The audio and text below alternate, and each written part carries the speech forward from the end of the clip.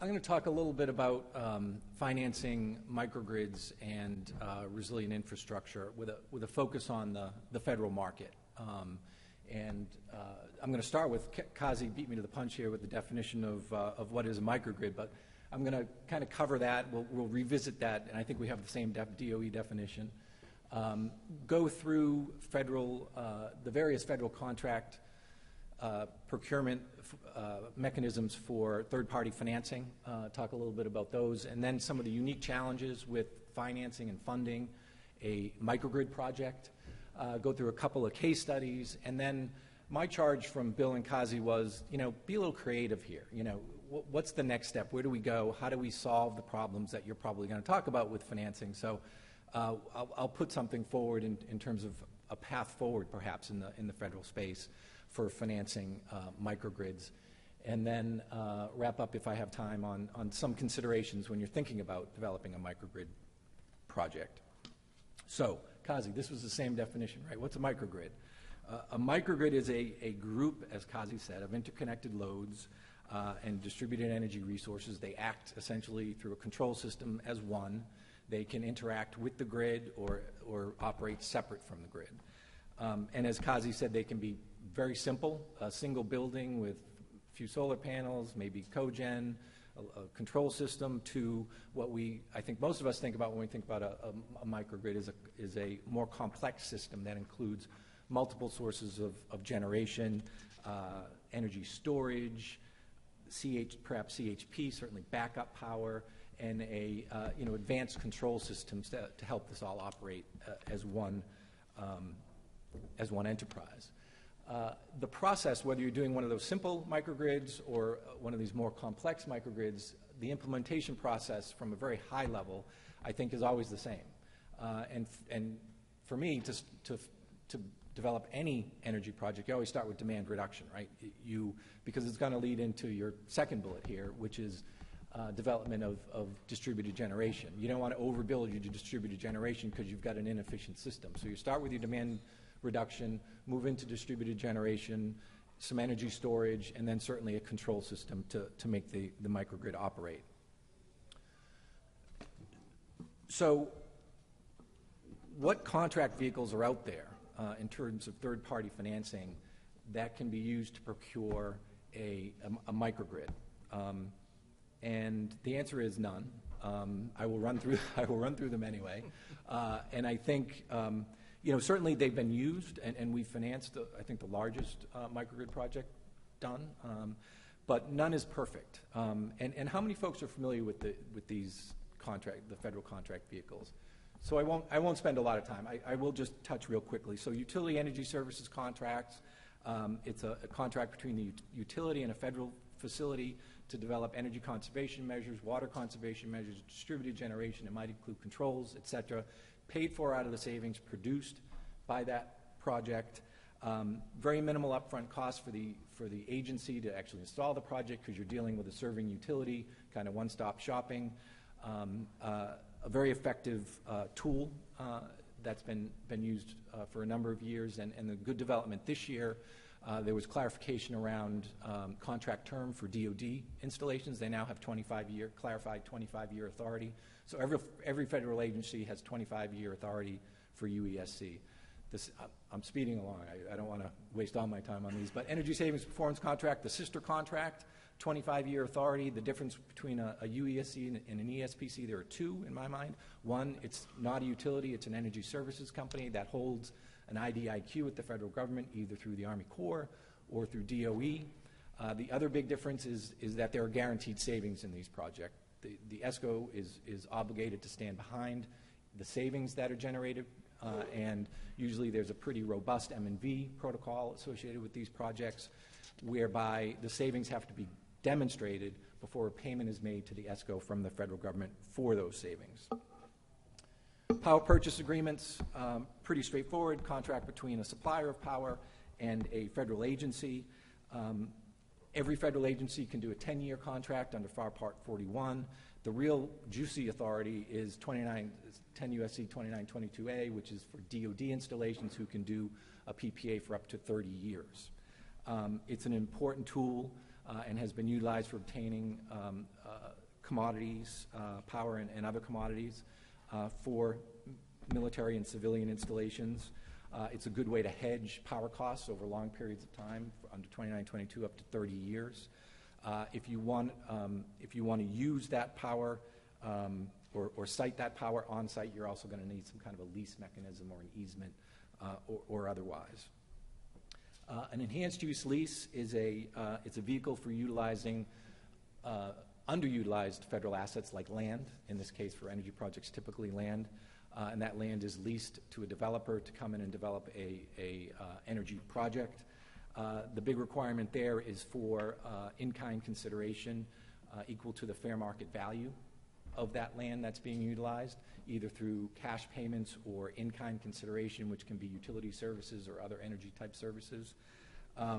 The challenge with that vehicle is it's a real estate vehicle. It's not an energy procurement vehicle. So you can certainly lease the land to a developer that wants to put a power plant or solar installation or otherwise, but you're also going to then need a PPA if you want as the installation to utilize or purchase that power, and that needs a competitive procurement, which creates some problems with the procurement of an energy project under UL. An energy services agreement is typically where it's a contract between an energy supplier, services supplier, and a federal agency.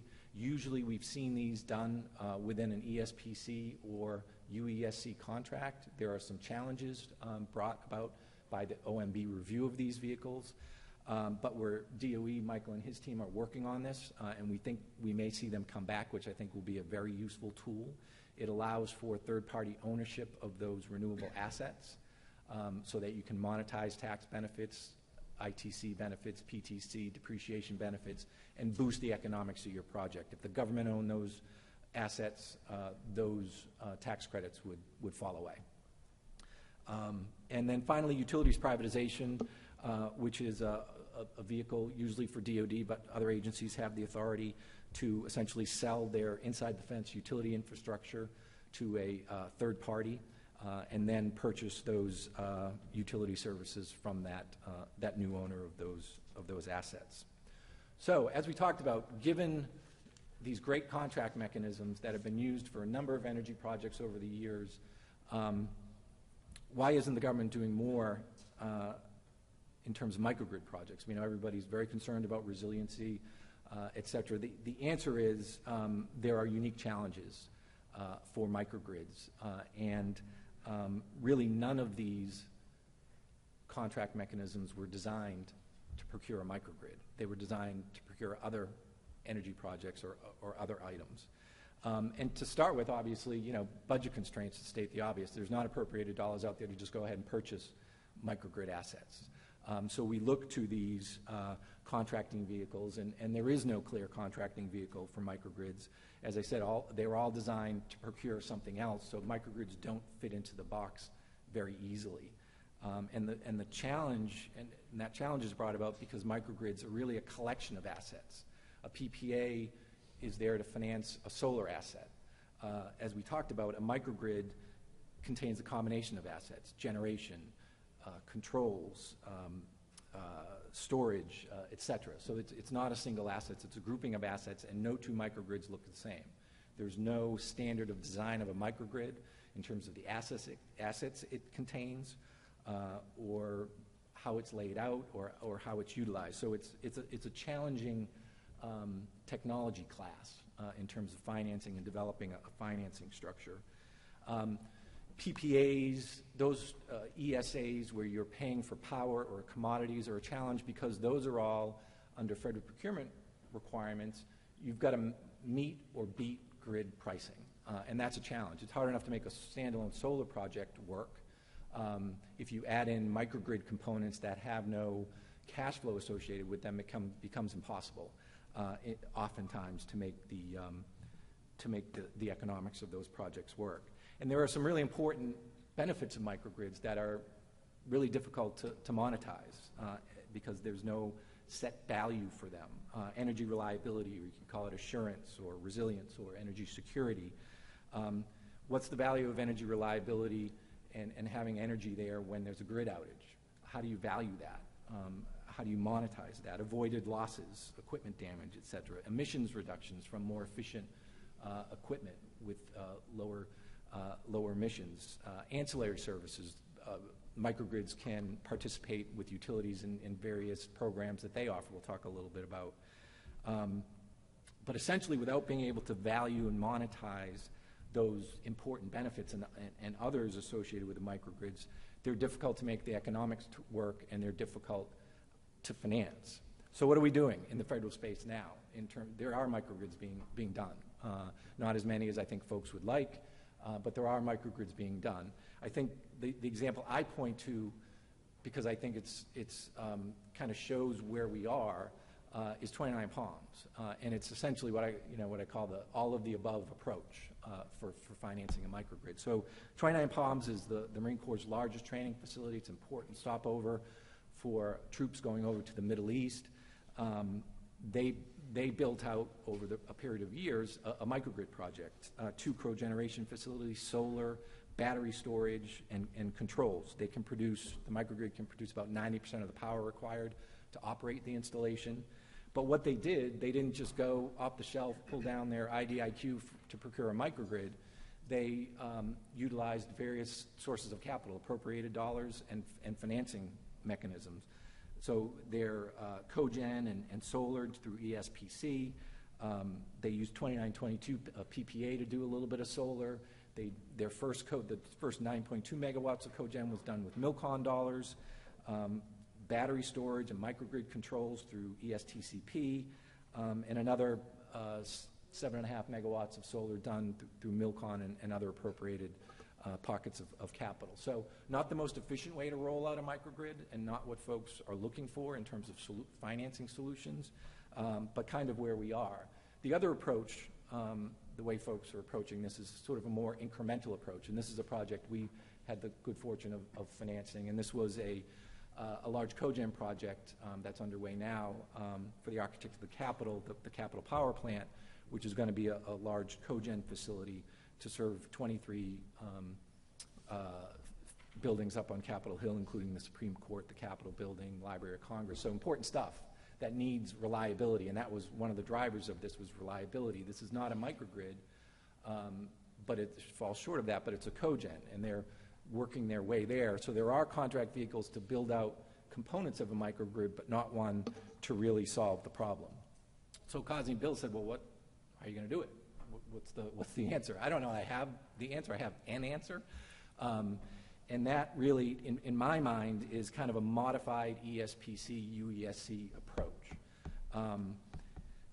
It's an existing authority, which I think is key, because I think it's going to be a long time coming before we get a new authority, passed through Congress and some kind of new contract mechanism. So I think the fastest way to go about this would be to make policy changes rather than legislative changes, and I think this could be accomplished. So, as I said, there are the 4 stages of developing a microgrid: demand reduction, generation, storage, controls. All of those can and have been done utilizing ESPC and UESC. The beauty of this, too, is that these projects, even though they have different components, are looked at as one project. So your shorter payback items like lighting can help subsidize longer payback items that might be associated with a microgrid that might not otherwise work. So the various components can help support each other or help subsidize each other, which is a real value of the contract mechanism. It's also a 25-year mechanism, which always helps the economics when you've got more term to work with. So the way it's currently configured, you've got kind of 3 pockets of cash flow with these projects. Energy cost savings, which is, you reduce energy, you reduce water, you reduce the cost of wastewater treatment against the baseline, and that's your cash flow for those ECMs. Then they've got what they call energy-related cost savings, which is a reduction in expenses associated with energy-consuming equipment, like reductions in O&M and repair and replacement. Those aren't energy savings, they're related, energy-related savings. And then finally, you've got energy-related cost savings. So those are kind of one-time events, CapEx costs, like you might need a new boiler, but for this ESPC or UESC project. And those savings can sometimes be wrapped in, too. So you've got concepts there that I think are workable. when you talk about the benefits and frankly avoided costs associated with a microgrid. So I guess my proposal would be to expand the definition of energy-related savings or cost avoidance and capture energy reliability within those definitions. What is the value of avoiding the costs associated with a power outage? And they're out there. Employee productivity, equipment damage, lost data, backup generators. The list goes on and on. There are costs, revenue, sales revenue, et cetera, associated with a power outage. And what we need to do, and I think what would be really valuable in order to build this into an ESPC or UESC, is attach a value to those and come up with a methodology to do so and incorporate those into these contracts. There are a couple of, and this isn't a new idea, people are working on this as we speak. There are a couple of approaches. One is sort of this societal or macro approach to the problem, which is to say, kind of take a GDP approach. What's the hit to GDP when we have a power outage? Look at it nationally, look at it regionally, and then develop some value per kilowatt hour or dollar value associated with an outage. That's one way. The other way is, which I think is probably more workable for the federal government, is a localized approach, and look at the particulars of that customer, that installation, that facility, and the cost associated with an outage to that facility. So if it's a military installation, or if it's a research facility like the White Oak project that we did, or if it's a data center, they really need power reliability and 24/7 availability, and they'll have huge impacts from a power outage potentially. So you essentially develop a dollar value. You take the cost of those outages, you take the number of outages over a number of years, you come up with an average cost, and you build that in as an avoided cost when you install a microgrid, because you're not going to suffer those losses. And as I said, this has been done. This analysis at Fort Belvoir was done with a couple of the national labs. Fort Belvoir is the largest military installation in the United States. They've got important DoD work going on there. Top national defense organizations. Night Vision Labs was the driver of this one. They were looking to develop a UESC project. And they brought in the national labs with some of their seed money, and they looked at 3 years of utility data and did a lot of research and came to calculate the cost of those power outages. They had frequent power outages and damage to equipment, lost time on projects, lost employee productivity, the cost of backup generations. They saw they had voltage fluctuations when they were using their backup power that was damaging their equipment. They quantified all that. Some of it they couldn't quantify, they left off to the side, but they came up with a number. The problem was when they tried to build that into their UESC project, they were told doesn't fit. This isn't the kind of avoided costs or savings that fit within the definitions that we're working with. So instead they got an ESIP grant based on all that work, but they weren't able to monetize that value that they came up with. But I think it's a model for the future, and as I said, this work is already being done. There are smart people out there who can calculate these costs, whether it's a GDP approach or a localized approach.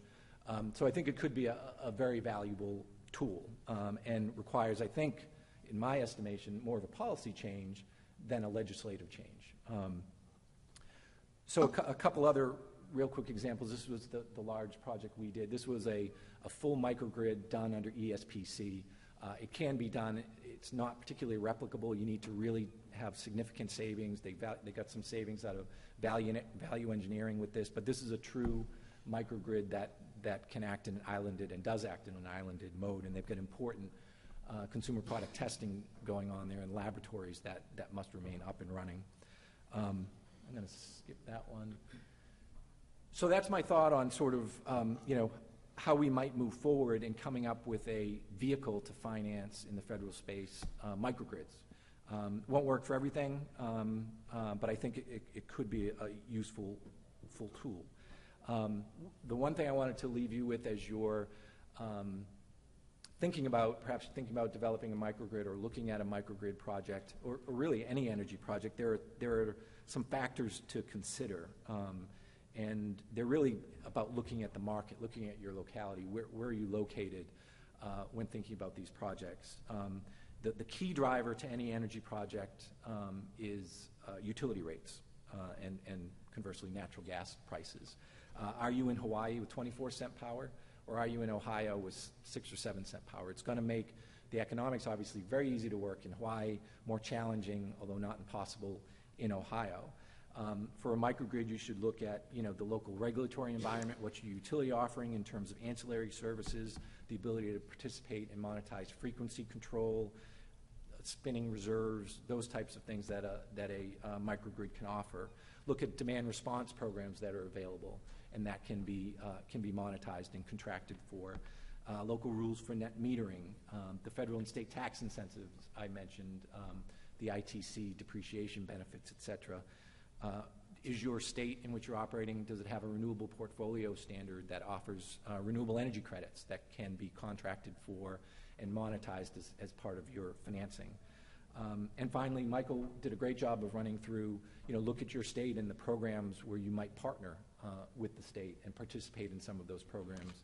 There are certain restrictions on state and federal monies being mixed, but there are oftentimes ways around that as well. So just some thoughts to leave you with on the economics of a microgrid project. And with that, I will wrap up. Thank you.